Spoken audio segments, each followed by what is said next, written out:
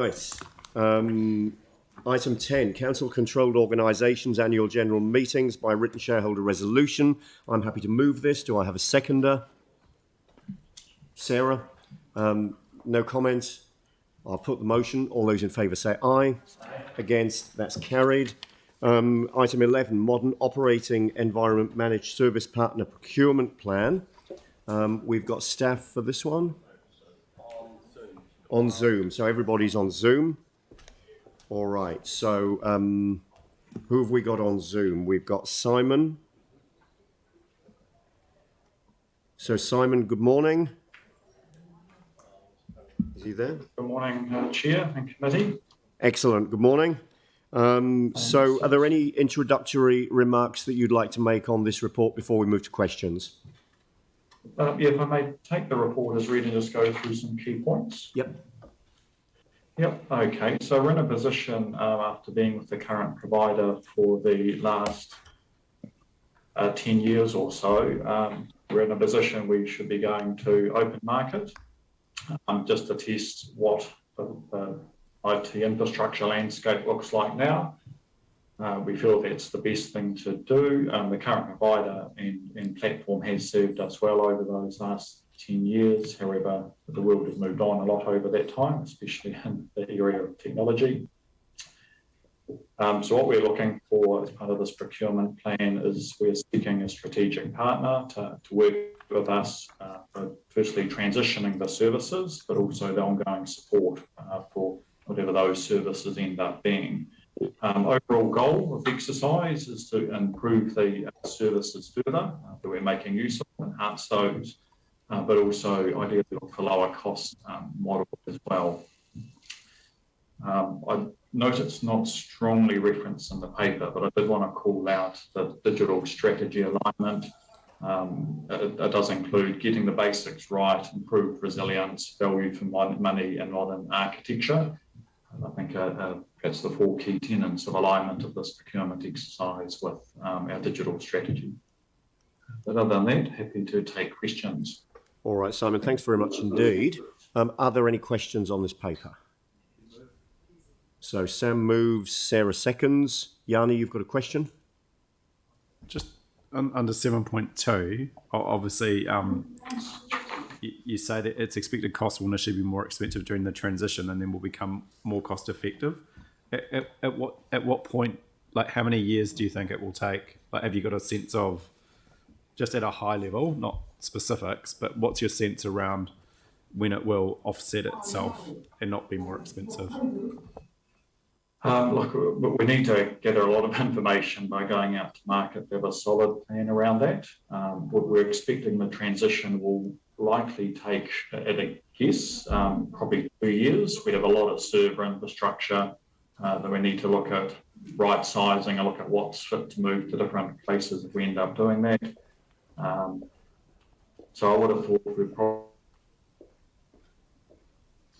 I didn't hear the length of time. Yeah, you broke up at the end there, Simon. Do you want to repeat the last couple of sentences? Looking at probably 2 years, looking at some of the savings and parallel. Sorry? Yeah, you broke up there. We didn't hear everything you said. If you could just repeat what you said in the last 30 seconds or so. Okay, sorry about that, Chair. At a guess, without having all the information from actually having gone out to market, my estimate would be we'd be transitioning over 2 years. Because we have a number of servers and that infrastructure at the moment, there will always be a bit of a tail to that. We'd look at realising cost savings through that whole time of transition. Where it does mention in the paper there could be a bit of a cost peak, that's because we'll be running dual environments at the same time as we're doing the transition from legacy to new environment.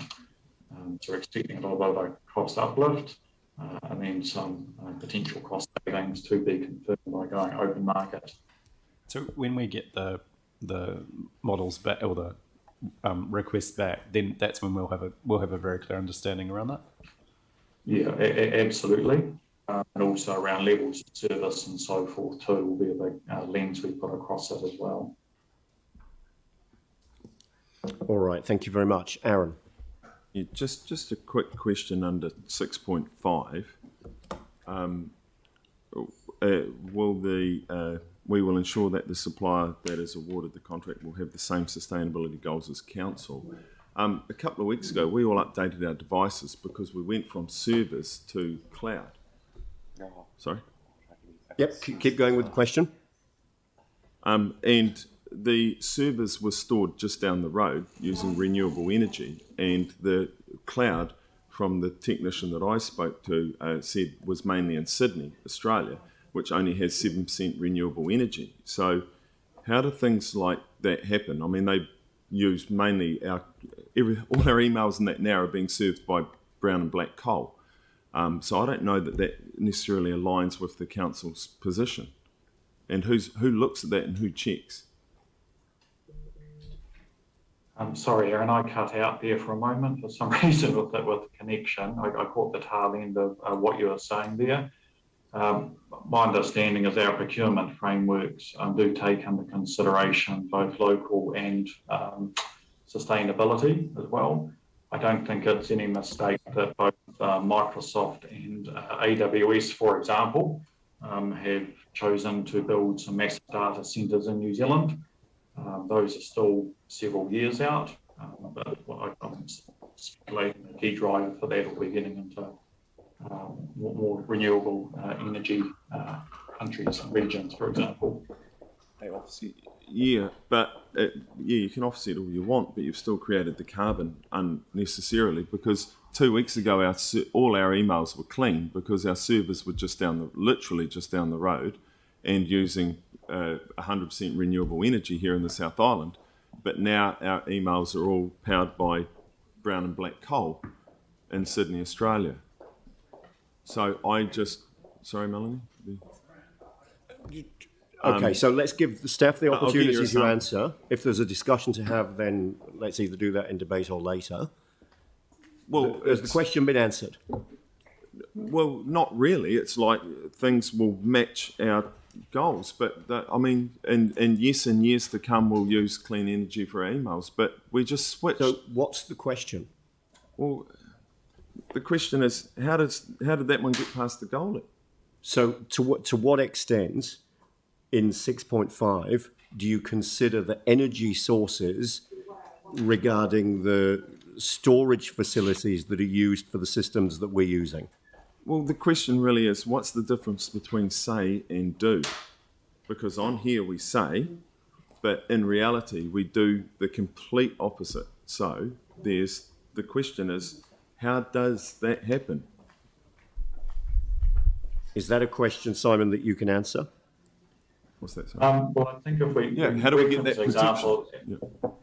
that Aaron's put forward there, that one was a result of us having two contracted parties already in place.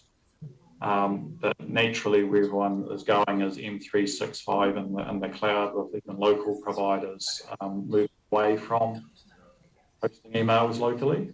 So between current provider and contracts we have with Microsoft, there's something kind of got worked through that way within existing, I guess, commercial and agreement constructs. But this will give us our opportunity to review that properly, because it's a robust open market process. Okay. So, I mean, you've made some comments. Clearly, you're talking about something that's already happened, but what we've got here is a report about things that will happen or could happen in the future. You've highlighted the issue, and we've had some comment back from staff. All right. Now, Elizabeth, welcome to the table. Sorry, I'm late.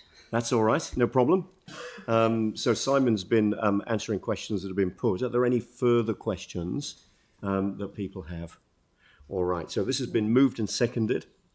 All those in favour say aye. Against? That's carried. Thank you very much. Thank you. Thank you. All right.